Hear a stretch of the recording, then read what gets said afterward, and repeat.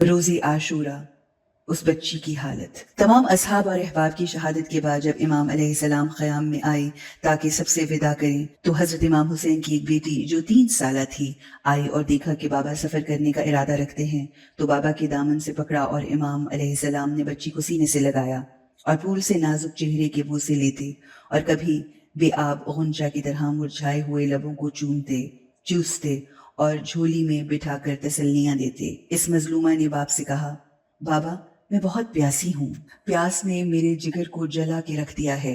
حضرت نے بیٹی کو تسلی دی، پھر لباس جہاد پہنا، اسلحہ جنگ لگایا، مستورات کو وصیتیں اور امام سید سجاد کو سفارشات کرنے کے بعد خیمہ سے باہر جانے کا ارادہ کیا تو بچی نے پھر بابا کا دامن پکڑا اور رو کر کہا، بابا ہمیں چھوڑ کر کہاں جا رہے ہو؟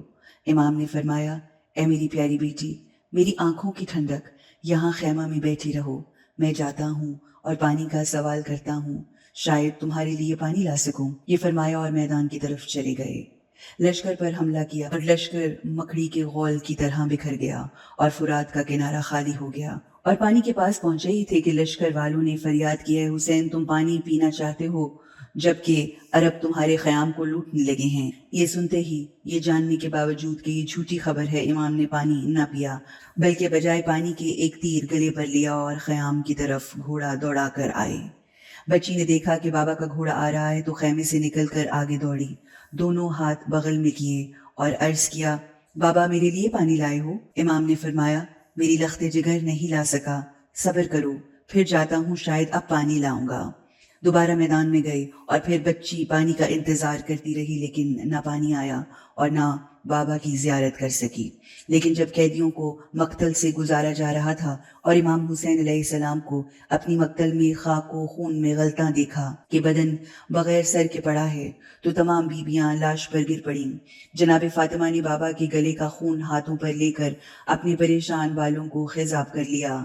جب جناب زینب نے بچی کی حالت دیکھی تو اس کے دامن کو پکڑ کر اس کے چہرے سے آستین کا پردہ بنایا تاکہ اپنے بابا کی یہ حالت نہ دیکھ لے۔ لیکن یہ بچی عقلاً کامل تھی، جانتی تھی کہ کیا ہو گیا ہے اور پھپھی اماں مجھ سے کیوں چھپانا چاہتی ہیں، اس لیے عرض کیا، پھپھی اماں مجھے چھوڑ دیں، میں بابا کو بوسے دے دوں اور جو وعدہ کر کے گئے تھے اس کا پوچھ لوں۔ سب پردہ داروں نے کہا، اے آنکھوں کی ٹھنڈک بیٹی، ابھی بابا کو نہ دیکھو، کل آ جائیں گے، تمہارے لیے پانی لائیں گے۔ خلاصہ یہ کہ وہ دن گزرا لیکن بچی ہمیشہ بابا کا حال پوچھتی رہتی تھی اور زاروں قطار روتی تھی۔ وہ کہتی تھی، میرے بابا کہاں ہیں؟ تمام مستورات تسلیاں دے کر ان کو خاموش کراتی تھیں، حتیٰ کہ یہ قیدی کربلا سے کوفہ اور کوفہ سے شام آ گئے۔ شام کے راستے میں اس بچی نے شتر سواری سے بہت تکلیف کا اظہار کیا اور اپنی بہن سے کہا، اے بہن، اونٹ اتنی تیزی سے چلتے ہیں کہ مجھے سخت تکلیف ہوتی ہے، میرا دل و جگر پانی پانی ہو گیا۔ وہ بچی درخواست کرتی کہ ایک لہجہ کے لیے اونٹ کو روک دے تاکہ میں سانس لے لوں، یا انہیں کہوں کہ آہستہ چلائیں ورنہ میں مر جاؤں گی۔ ساربان سے پوچھو کہ ہم کب منزل تک پہنچیں گے۔ جب شام آئی تو دربار یزید کی حالت دیکھی، منزل خرابہ زندان دیکھا تو اس بیوی کا دل بہت آزردہ ہوا۔ نہ فرش، نہ چراغ، نہ پانی، نہ کھانا، نہ دن کو سورج کی دھوپ اور رات کو گریہ زاری کر کے بھی سکون نہ ملتا تھا۔ دکھ ہی دکھ تھا۔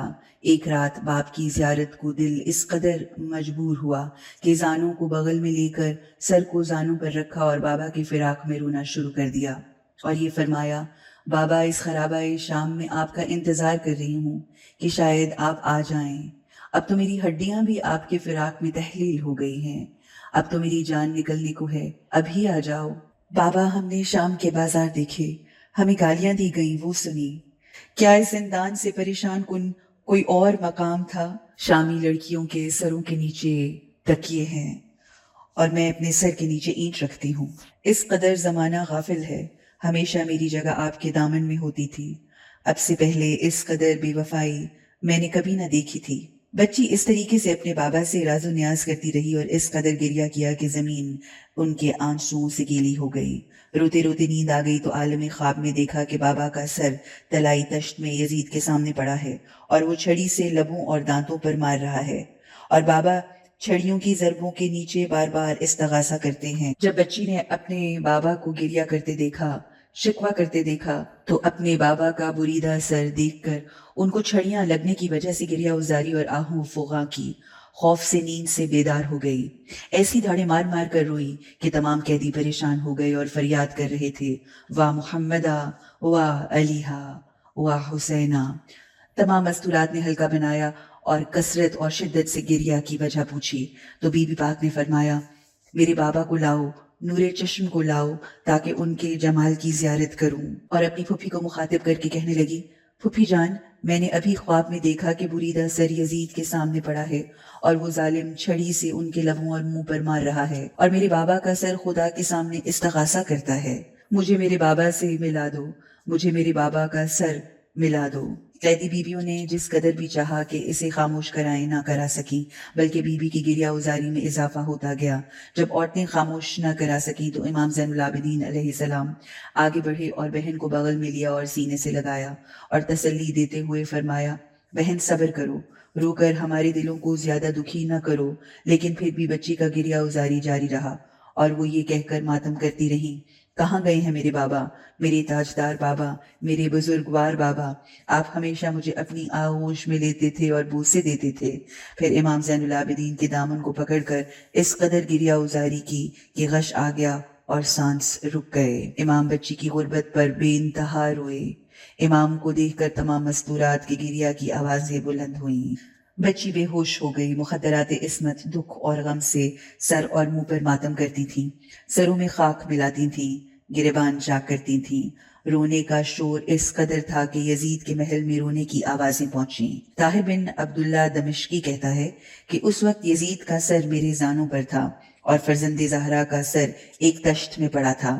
جو ہی قیدیوں کے رونے کی آواز بلند ہوئی تو میں نے دیکھا کہ سر کے اوپر سے رومال ایک طرف ہو گیا اور سر نے بلند ہونا شروع کیا اور چھت کے قریب بلندی پر جا کر بلند آواز سے فرمایا، اے میری بہن زینب، میری بیٹی کو خاموش کرواؤ۔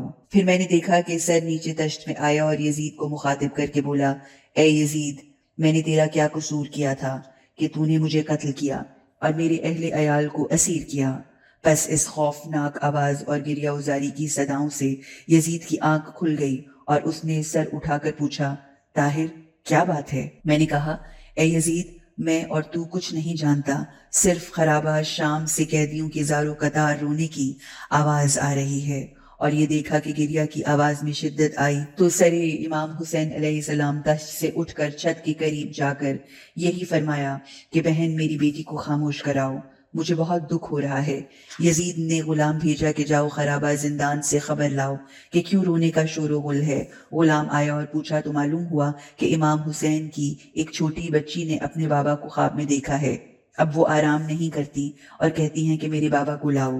غلام آیا اور یزید کو یہ واقعہ بتایا تو اس پلید نے کہا کہ جاؤ اور اس کے بابا کا سر اس کے پاس لے جاؤ تاکہ اسے آرام آ جائے۔ پس سر مطہر کو تشت میں رکھا اور اوپر رومال دے کر خرابہ زندان میں لایا گیا اور کہا گیا، اے قیدیو، یہ امام حسین علیہ السلام کا سر آیا ہے۔ سر کو جب بی بی کے آگے رکھا گیا تو بی بی نے رومال ہٹایا تو دیکھ کر پوچھا، یہ سر کس کا ہے؟ دیگر بیویوں نے کہا کہ یہ آپ کے بابا حسین علیہ السلام کا سر ہے۔ تو وہ اپنے بابا کے سر پر گر پڑیں اور سر و صورت پر ماتم بھی کرتی تھیں اور بابا کے کٹے گلے پر بوسہ بھی دیتی تھیں۔ بی بی نے اس قدر بوسے دیے کہ اپنے بابا کے رخساروں اور داڑھی کو چومتے ہوئے بی بی کا سر خون سے بھر گیا۔ پھر ایسے دکھی بین کیے کہ شہر شام کی دیواریں بھی لرز گئیں۔ پہلا بین یہ تھا کہ بابا آپ کو اپنے اس خون کا واسطہ مجھے بول کر بتائیے کہ کس لعین نے آپ کو آپ کے خون سے خضاب کیا ہے اور کس ملعون نے آپ کی رگوں کو کاٹا ہے۔ دوسرا بین بی بی نے یہ کیا کہ کس ظالم نے مجھے بچپن میں یتیم کر دیا ہے۔ آپ کے بعد یتیموں کا سرپرست کون ہوگا؟ کون ہماری سرپرستی کرے گا؟ بی بی نے تیسرا بین یہ کیا کہ بابا یہ سربرہنہ مستورات کہاں جائیں اور زنان بیوہ اپنی پناہ گاہ کو کہاں تلاش کریں۔ چوتھا بین بی بی نے کچھ اس طرح سے کیا کہ بابا جان یہ روتی آنکھیں اور بے مکھناؤ چادر جسم اور یہ پردیسی قیدی اپنے پریشان بالوں سے کیا کریں اور کدھر جائیں؟ بابا آپ کے بعد ہماری دنیا تاریک ہو گئی ہے۔ پانچواں بین یہ کیا، اے میرے پیارے بابا، اے کاش میں آپ پر قربان ہو جاتی، اور کاش میں آپ کی یہ حالت نہ دیکھتی، کاش میں دفن ہو گئی ہوتی اور آپ کی ریش مبارک کو خون سے آلودہ نہ دیکھتی۔ پس بی بی پاک مسلسل یہ راز و نیاز کرتی رہی اور روتی رہی، اور اس قدر دکھی بین کیے کہ گلے کی آواز آہستہ آہستہ بند ہوتی گئی، سانسوں کی رفتار سست ہو گئی۔ کبھی وہ سر کو اپنے دائیں طرف رکھتی اور بوسے دیتی اور ماتم کرتی، اور کبھی سر مقدس کو بائیں طرف رکھتی اور بوسے دیتی۔ وہ بار بار بابا کی خون آلود داڑھی سے خون ہاتھوں پر لگاتی اور سر پر ملتی، اور ایسا محسوس ہوتا کہ تازہ تازہ تن سے جدا ہوا، اور جس قدر بابا کے گلے سے خون صاف کرتی دوبارہ اسی قدر خون آ جاتا اور گلا خون سے رنگین ہو جاتا۔ باقی کی تمام مستورات بچی کے ارد گرد کھڑی تھیں، چونکہ تمام امام حسین پر رونے کے لیے بہانے کی تلاش میں ہوتی تھیں، اور آج وہ بہانہ بیٹی کے دکھی بہنوں سے زیادہ کون سا ہو سکتا تھا۔ جب معصومہ بہن کرتی تو تمام بیویاں ہائے ہائے کر کے روتی تھیں۔ بی بی نے اگلا بہن یہ کیا کہ اے بابا، یہ شوہر مردہ بیوہ عورتیں کیا کریں؟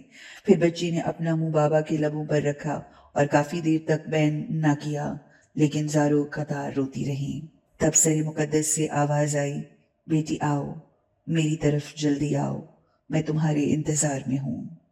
جب بچی نے یہ آواز سنی، اس پر غشی اور بے ہوشی طاری ہو گئی، اور سانس کی رفتار رک گئی، اور پھر ہوش میں نہ آئیں۔ جب بی بی کی نفس پر ہاتھ رکھا گیا اور بلایا گیا تو سب نے کہا، اِنَّ لِلَّهِ وَإِنَّا إِلَيْهِ راجعون۔ بس اہل بیت کے غم میں مزید شدت آ گئی، اور اس قدر غموند و گریہ ازاری ہوئی کہ تمام ہمسایوں کو پتہ چل گیا کہ کوئی بڑی مصیبت آئی ہے۔